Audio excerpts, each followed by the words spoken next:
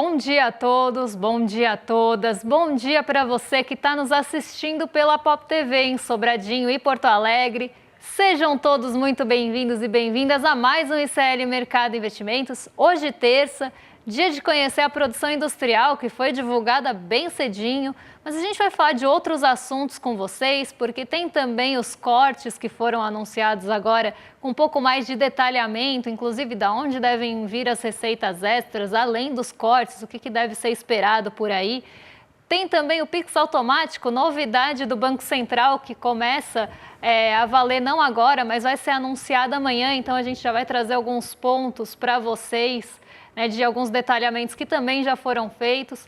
Mas antes de tudo isso, vamos dar uma passada, uma passeada pela nossa agenda, enquanto vocês vão dando bom dia, contando para a gente de onde vocês estão falando. Então vamos ver o que já saiu e o que tem para sair hoje, porque tem bastante coisa na agenda. Principalmente que nem ontem, tá? Tem muito dirigente do Banco Central dos Estados Unidos falando hoje também. Então vamos ver o que tem aí já de manhãzinha na zona do euro, porque por lá saíram dois dados importantes. Saíram os dados de inflação, né, ao consumidor e o núcleo da inflação ao consumidor, e a taxa de desemprego também já foi conhecida às 6 horas da manhã. Mas não foi só isso. Teve o relatório trimestral das perspectivas globais da OCDE, que foi divulgado às 4 horas. CPI também, índice de preços ao consumidor da Turquia, né? Esse país que normalmente tem um índice de preços ao consumidor bem alto, inclusive acaba duelando com a gente ali no pódio dos rankings dos juros reais, né? Então, a Turquia hoje de manhã já divulgou essa inflação. O Brasil, às 5 horas da manhã, já divulgou também IPC-FIP no mês de maio, então aqui um pequeno termômetro do que podemos esperar para o IPCA, mas a gente não vai trazer o IPC-FIP, porque ele acaba aí ficando repetitivo com o IGPM, né, e com outras medidas que a gente traz aqui para vocês. O que mais que temos na agenda? Bom, como já falei, às 9 horas da manhã, saiu a produção industrial aqui do Brasil, a conhecida PIMPF, né? Produção Industrial Mensal, Pesquisa Industrial Mensal.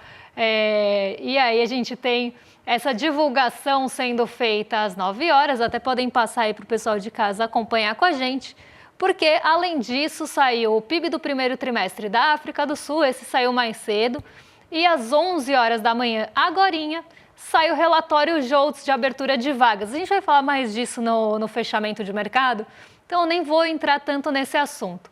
O que também tem nos Estados Unidos hoje? Encomendas à indústria, Departamento do Comércio também que divulga, agorinha, né? 11 horas da manhã. E aí começa na parte da tarde o que eu falei, né? Vai vir um monte de dirigente, presidente do Banco Central dos Estados Unidos, do Fed, que vão falar hoje durante o dia. E aí o que eu sempre falo também vale hoje, né? Se você tem presidentes, dirigentes, autoridades monetárias, num geral, falando, né, em relação a algum país, independe do evento que aquela autoridade está. O que o mercado quer saber e o que normalmente os investidores e o público em geral quer saber é para onde vai a taxa de juros, qual a expectativa daquela autoridade monetária para a inflação. Então, normalmente são esses sinais que são buscados nesse tipo de pronunciamento. Então, vamos ver quem que fala hoje. Vamos passar aí para o pessoal de casa também acompanhar comigo, porque é bastante gente. Então, vamos lá. A diretora do Fed, a Lisa Cook, participa de uma conversa no Conselho de Relações Exteriores às 2h. O presidente do Fed de Chicago, o Austan Goolsbee, participa de uma rodada de perguntas e respostas da revisão econômica de meio de ano de 2025 de um jornal. A gente ainda tem às 4h30 a presidente do Fed de Dallas, Lori Logan, discursando na abertura de evento institucional do Fed. Então, como eu falei, a segunda parte da agenda estava bem tomada por esses pronunciamentos. E aí é o que eu acabei de explicar. Vale a sinalização aí que eles possam dar em relação ou à economia dos Estados Unidos ou à condução de política monetária, que é o que normalmente é buscado nesse tipo de fala. Aqui no Brasil, quem fica na centralidade é realmente a produção industrial. Nos Estados Unidos, a gente começa a ter esse olhar voltado para o mercado de trabalho, mas eu vou falar um pouquinho mais disso no fechamento, porque agora eu vou passar para o Diego, que já está lá na redação, para ele dar bom dia para vocês, né? Já deve ter compilado aí os bom dias, saber de onde vocês estão falando. Vai dar bom dia para vocês e contar como é que fechou o mercado ontem. Diego, bom dia, como é que você está? Bom dia, Débora. Muito bom dia para toda a nossa audiência. Hoje tem uma enxurrada de bom dia, então vamos começar. Bom dia para a Gabriele, querida amiga minha, acompanhando a gente pela primeira vez. Seja muito bem-vinda à comunidade CL, seja muito bem-vinda ao Mercado Investimentos. Bom dia para as minhas queridíssimas Maria Helena e Gladys Garcia, telespectadoras fiéis do Mercado Investimentos. Bom dia para a Regiane Melo, falando diretamente do Rio de Janeiro. Bom dia para o professor Mário Nobre, de Olinda, em Pernambuco. Bom dia para o Wilson Antônio, de Itanhaém, em São Paulo. Bom dia para a Vilma Hoffman, de Porto Alegre, Rio Grande do Sul. Tá frio aí, Vilma? Deve estar congelando, né? Bom dia para o Wagner Moura, de Arthur Nogueira, São Paulo. Bom dia para a Maria Luzimar, também do Rio de Janeiro. Enfim, muito bom dia para todo mundo. Vamos fechamento? Seguinte, dia de ontem foi de pouca novidade, só que nem por isso passou batido. O Ibovespa, o principal índice da Bolsa Brasileira, começou até tentando reagir, mas perdeu força no meio da tarde. Caiu, perdeu 137 mil pontos e encerrou o pregão no menor nível desde 12 de maio. Fechou especificamente aos 136.786,66 pontos, com uma leve queda de 0,18%. Lá fora, o clima também foi de cautela, mas com uma reviravolta no final. As bolsas de Nova York começaram no vermelho, pressionadas principalmente por tensões comerciais entre os Estados Unidos e a China. Mas bastou uma ajuda das gigantes da tecnologia e das empresas do aço para mudar o rumo. Com isso, o S&P 500 virou e subiu 0,41%, o Nasdaq acompanhou com uma alta de 0,67% e o Dow Jones fechou praticamente estável, mas no campo positivo, com um ganho de 0,08%. No câmbio, o dólar também dançou. Chegou a bater uma mínima de R$ 5,66 pela manhã, mas terminou com uma queda de 0,77% a R$ 5,67. No acumulado do ano, a divisa já caiu mais de 8% frente ao real, que é um destaque especial entre as moedas da América Latina. Débora, vou passar para você, mas eu queria entender especificamente como que as gigantes da tecnologia e as empresas do aço ajudaram a reverter o rumo lá nas bolsas de Nova York. Vamos lá, boa pergunta do Diego, hein? Por que essas empresas mudaram rumo em Nova York, né? Porque o dia não estava tão assim no positivo, elas acabaram indo para o positivo, tanto que o Dow Jones, que nem tem esse peso tanto da tecnologia, ficou ali bem perto do 0 a 0, né? Foi para o terreno positivo, sim, ficou com 0,08, mas ficou ali na corda bamba. Então, o que aconteceu? Saíram os dados, né, os resultados corporativos das empresas de tecnologia e mais de 80% delas, se não me engano, mais de 86%, mas aqui vamos jogar 80% para cima, porque aí eu sei que não lembro o número quebradinho agora, mas mais de 80% das empresas de tecnologia tiveram resultados corporativos considerados positivos no último trimestre. Então, isso acabou levando as empresas de tecnologia para cima, puxaram as empresas de tecnologia para cima, e as bolsas que acabam tendo mais essa exposição responderam mais rapidamente também. Então, a Nasdaq acabou subindo bastante, S&P 500, que também tem alguma participação ali de tecnologia, não é uma bolsa focada nisso, mas também tem ali a sua participação, seu subíndice, né, de tecnologia, também acabou indo para o positivo. E por que as empresas de aço, que aí sim também poderiam ter uma participação, inclusive aqui no Brasil, em alguns casos, puxaram os índices para cima, os mercados para cima ontem? Esse é um ponto bem importante, que essa semana, a gente começa a semana de volta com as tensões entre China e Estados Unidos. A nossa novela Tarifa Fatal saiu da pausa e voltou a ter uma nova temporada. Então, a gente começa a ter essas notícias rondando novamente de que pode ter alguma mudança na política tarifária entre Estados Unidos e China, algo que estava ali em compasso de espera. Só que com isso também veio a possibilidade, ou pelo menos foi aí aventado, que Donald Trump poderia subir mais a tarifa do aço e do alumínio para outros países. E aí quem produz nos Estados Unidos se beneficia. Então, empresas de aço, né, que não são ali tantas, já que os Estados Unidos importa bastante, mas tem algumas empresas de fora, inclusive, que foram para os Estados Unidos produzir. E aí essas empresas de aço acabaram também indo para o setor, né, as siderúrgicas, elas acabaram indo para o terreno positivo e levaram com eles os índices. Aqui no Brasil, por exemplo, os destaques de ontem, se a gente vai ver as empresas que mais subiram, foram aquelas também ligadas à siderurgia, à metalurgia, e acabaram ficando, né, entre os destaques positivos as que têm planta nos Estados Unidos, caso da Gerdau. Então a Gerdau ela ficou com o primeiro e o segundo lugar entre as maiores altas, a Gerdau e a Gerdau metalúrgica ali, né, porque são duas Gerdaus diferentes. Então as duas subiram bastante e acabaram se beneficiando dessa notícia, porque elas têm a planta lá. Por mais que seja uma empresa brasileira, a planta da Gerdau está nos Estados Unidos. Então você acaba tendo esse impulsionamento, né? O Ibovespa ele teve um dia meio morno, meio sem novidade. O que está ainda impactando muito aqui, acreditem ou não vocês, né, é o IOF. O IOF ainda é um fantasma, né, é o imposto oficial fantasma aí, porque ele ainda está rondando o mercado financeiro. E acabou também ontem trazendo um sentimento de incerteza, se vai mudar, se não vai mudar. Tem todo o impasse em relação ao Congresso e o governo para decidir os rumos do IOF. Então a gente deve continuar tendo essa novela também acontecendo por mais alguns dias. E isso também acabou mexendo com o humor aqui. Mas lá fora, né, a razão das empresas de tecnologia terem levado o índice para cima foi justamente esse balanço mais positivo das empresas ligadas à tecnologia e também em relação ao aço. A gente olha aí, é a tarifa que está voltando, pode voltar e voltar mais forte, e isso iria prejudicar as empresas que estão fora dos Estados Unidos, mas beneficiar as que estão dentro, caso aí da nossa brasileira Gerdau. Então, esse foi o movimento do dia, apesar de um dia sem novidades, sem muita coisa. Foi um dia aí que teve ainda alguns pontos positivos, alguns pontos importantes para a gente ficar de olho.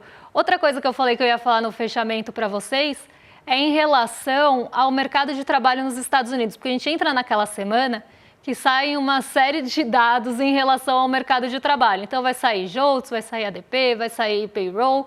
E quando a gente tem essa série de dados que são muito olhados pelo Banco Central para tomar decisões, isso acaba também ficando bastante na centralidade. Então, apesar de tudo, né, dessa movimentação, ainda existe um compasso de espera, né, um modo soneca ali, do mercado tentando esperar mesmo, né, não tomando nenhuma decisão, nenhum posicionamento muito forte, enquanto esses dados não forem divulgados, porque eles podem mudar o rumo da política monetária e podem mudar o rumo do mercado também. Então, fica todo mundo meio que esperando os dados de mercado de trabalho saírem, para aí sim tomar suas posições e suas decisões. Então, a gente tem uma semana de dados bem importantes de mercado de trabalho nos Estados Unidos, e por isso que eu falei que eu não ia entrar tanto ali no relatório JOLTS, porque eu ia falar dele depois. Mas agora todo mundo está querendo saber qual que é a expectativa do mercado para a nossa PIM-PF, a nossa pesquisa da indústria. Diego, conta pra gente, o que o mercado estava esperando para resultado de produção industrial nesse mês? Pois é, Débora, antes da gente entrar propriamente na pesquisa mensal da indústria, vamos dar uma olhadinha nas projeções do mercado e ver se dessa vez eles erraram, se acertaram, né? Como é que ficou ali no 0 a 0, né? Já adianto que tem muitas projeções, aliás, achei isso interessante, mas vamos lá. A mediana das projeções aponta uma alta de 0,5% no mês, depois de um avanço mais forte em março de 1,2%. Os analistas estão estimando desde uma queda de 0,6% até uma alta de 1%. Na comparação com abril do ano passado, isso é, na comparação interanual, a produção deve subir 0,4%. Isso, claro, num ritmo mais fraco que os 3,1% registrados na comparação interanual em março. O destaque desse mês deve ficar para a indústria de veículos e esse bom desempenho deve impulsionar positivamente o resultado geral da indústria. Outros setores também devem ajudar, como petróleo, etanol, gás natural, que vem mostrando sinais bem positivos. Mas, porém, contudo, entretanto, todavia, o cenário ainda é de cautela. Ainda assim, o consumo ligado à construção civil segue firme e isso também deve dar algum fôlego à indústria nesse começo de segundo trimestre. Agora, Débora, vamos ver. Acertaram? Erraram?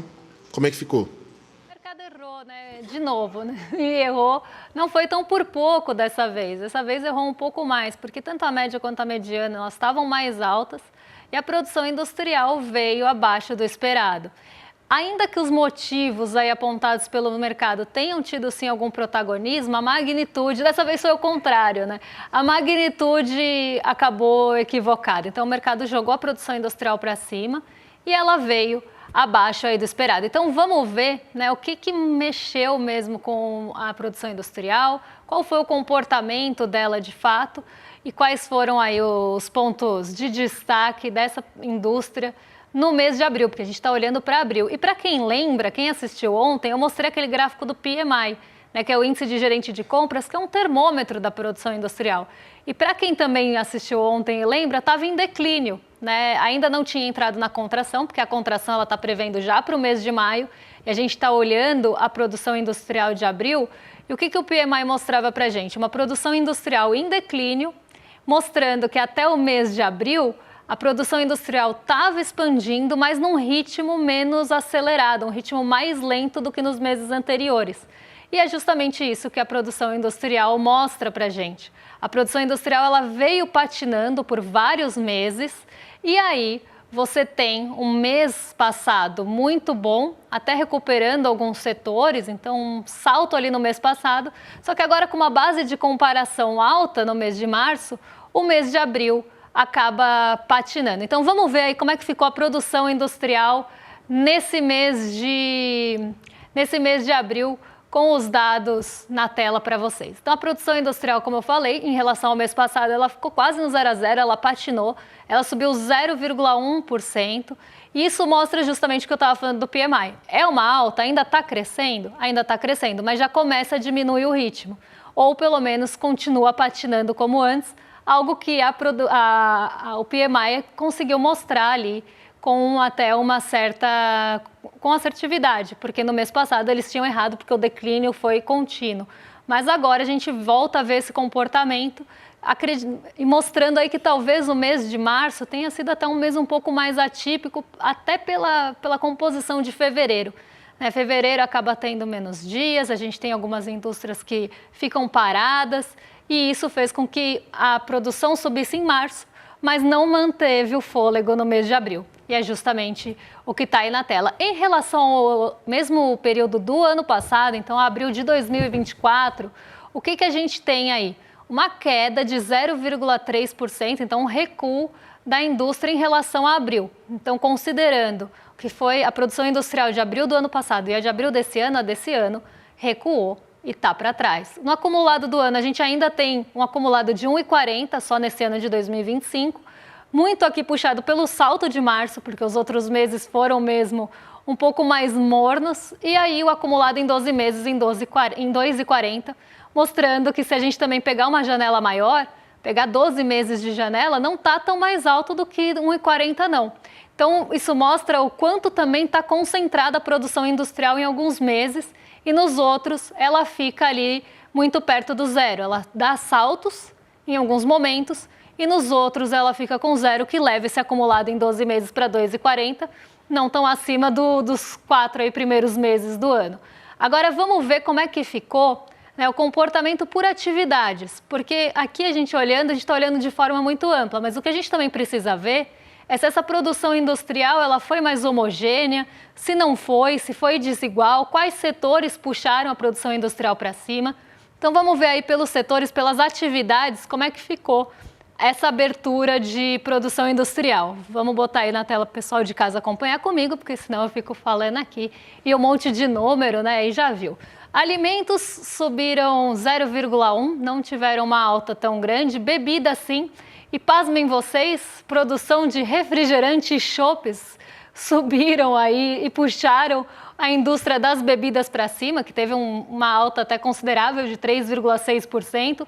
O setor têxtil, né, o ramo têxtil subiu 1,1%, também aí mostrando alguma força, mas o de vestuário caiu 1,3%. Produtos de madeira 1,1%, papel e celulose 3,1% de queda, derivados de petróleo e biocombustíveis 2,5%, e os produtos farmacêuticos que tinham dado aquele saltão no mês de março, agora na comparação mês a mês, também andaram para trás, porque a produção foi muito alta, né, foi até um pouco fora da curva ali nos produtos farmacêuticos. Quando a gente olha os acumulados em 12 meses, a gente tem um cenário um pouco diferente, porque por mais que o vestuário, por exemplo, tenha caído, nos 12 meses ainda está num crescimento, ainda está positivo. O têxtil ainda sobe 7,6%, mas olha ali, os derivados de petróleo caíram e também estão com um acumulado de 0,9%. Então, em 12 meses, eles ainda não estão no positivo. É um setor que está sofrendo bastante. Papel e celulose, apesar da queda, ainda fica com um restinho de positivo, ainda tem algum fôlego de crescimento, mas aqui também quase no 0 a 0. A gente começa a ver, né, alguns setores que estão começando a desacelerar, né? E aqui muito por conta de alguns efeitos vindos de juros. É um consumo menor das famílias, uma expectativa de consumo menor das famílias, uma inflação também que está pegando ali o poder de compra das famílias. Isso faz com que as expectativas de demanda, que é muito o que o índice dos gerentes de compras estavam mostrando para a gente ontem, a expectativa de demanda caindo, a indústria não vai ficar colocando o pé no acelerador e produzindo mais. Provavelmente ela vai começar a recuar e vai começar a pôr o pé no freio em alguns setores que tenham mais essa sensibilidade. Mas vamos ver aí o segundo gráfico, porque tem mais atividade, não tem só essas, tem mais outras atividades. A metalurgia, aqui é um ponto bem importante. A metalurgia caiu no mês passado tinha ficado positiva, mas agora cai 0,5%. No acumulado em 12 meses ainda cresce, né? Então no acumulado ainda tem uma alta de 4,2%, mas aqui um grande termômetro também da economia, porque a metalurgia ela é um dos primeiros setores que acaba sendo demandado quando você tem essa expansão de atividade, ou quando você tem uma pretensão de aumento de capacidade produtiva, quando você quer fazer investimento em infraestrutura. Então, a metalurgia ela é um termômetro muito ligado a esse tipo de expansão. Se você tem uma metalurgia em queda, isso quer dizer que pode ser que esses setores já estejam mostrando algum sinal de alerta. Ele é um excelente termômetro para isso. Equipamentos de informática subiram 1,2% e continuam com um acumulado alto. Máquinas e equipamentos também aqui, ponto importante, porque a gente está falando de máquinas e equipamentos que também são usados para capacidade produtiva, caíram 1,4% nesse mês, mas ainda tem um acumulado no ano de 6,1%. Lembrando que máquinas e equipamentos, quando apareceram nas outras pesquisas, normalmente eram máquinas e equipamentos voltados para o agronegócio.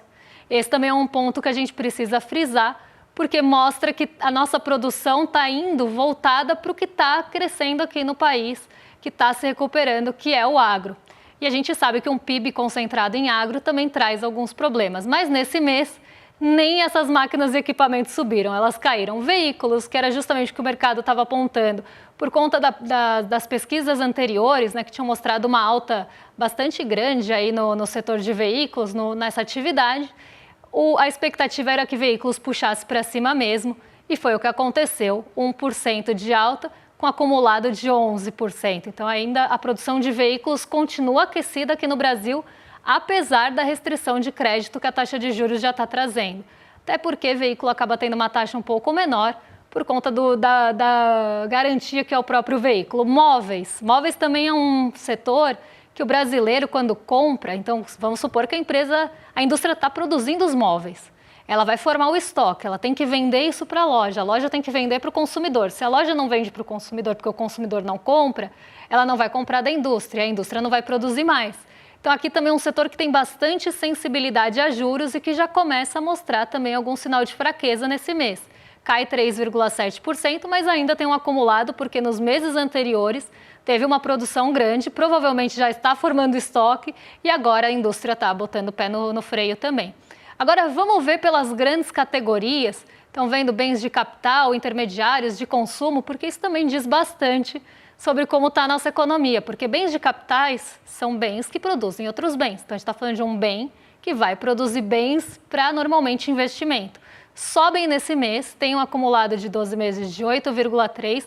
Então, apesar da metalurgia, os bens de capital ainda estão ali positivos nesse mês.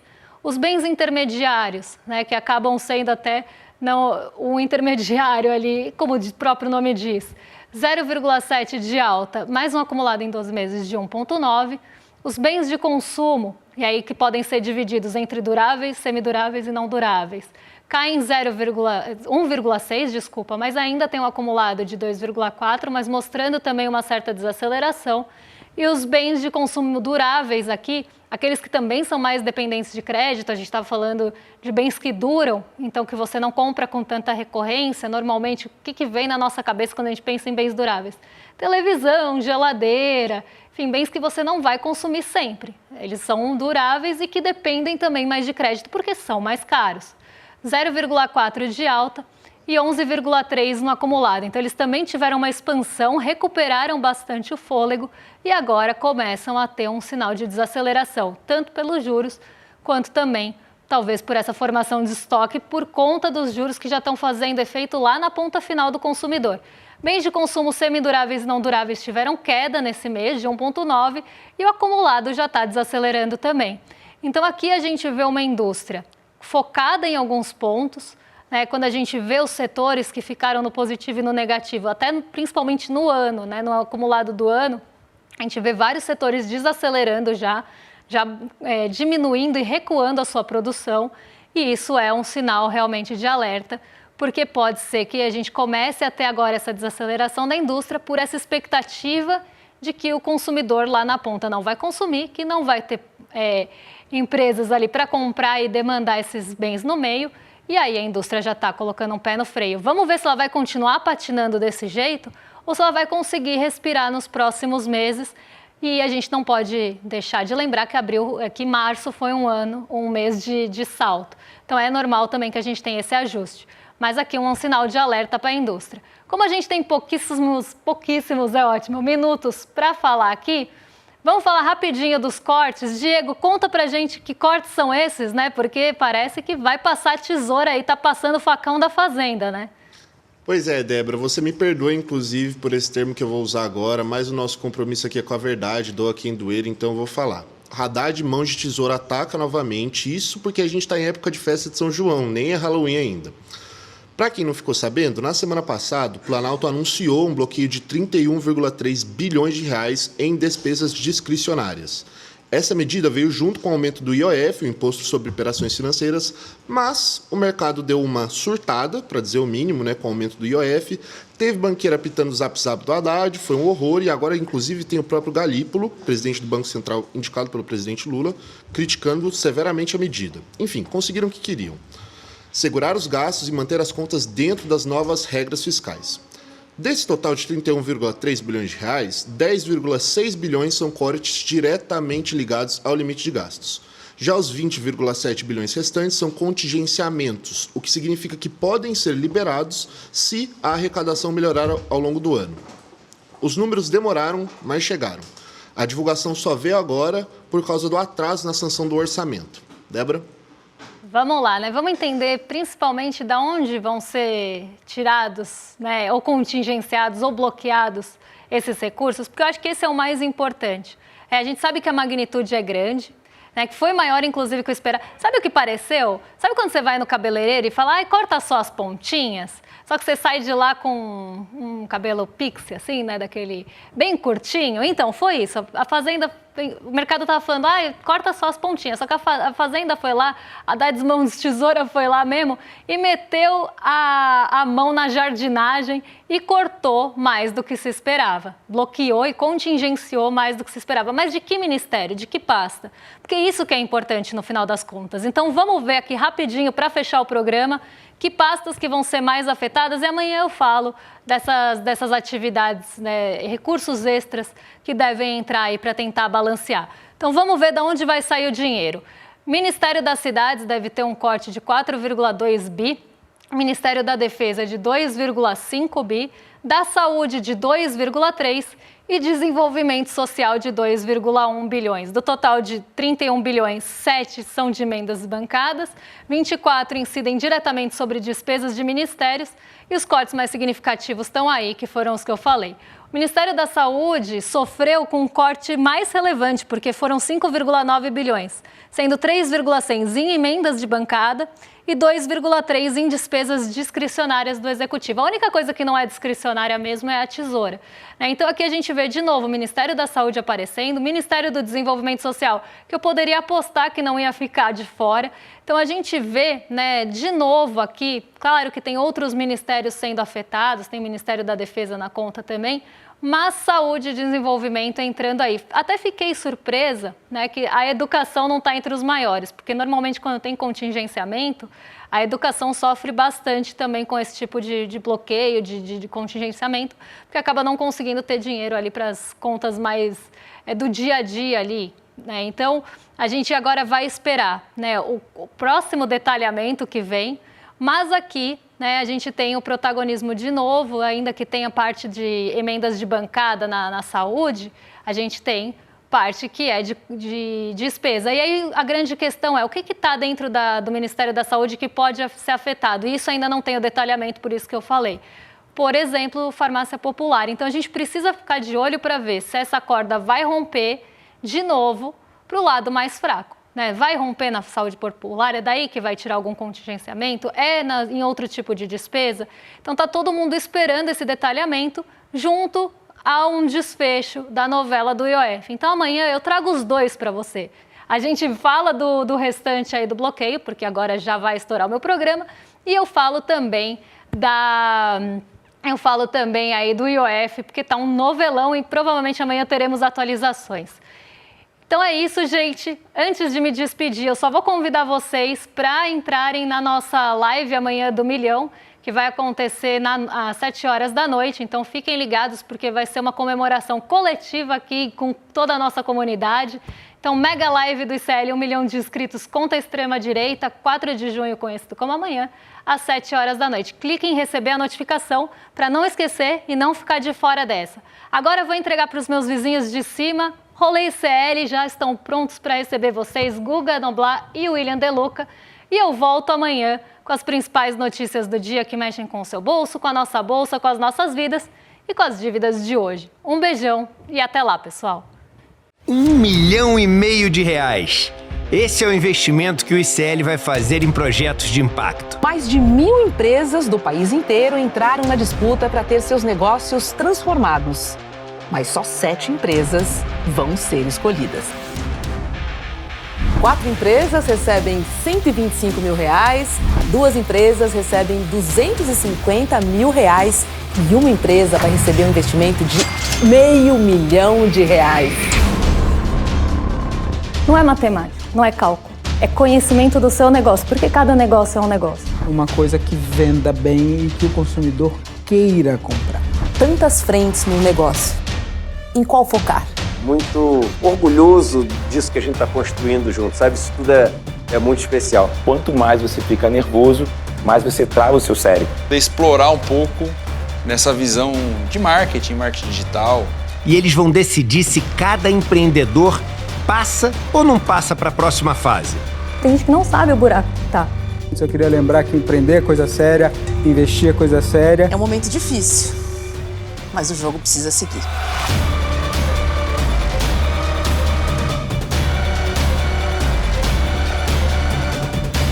Topa ou não topa negociar com a gente?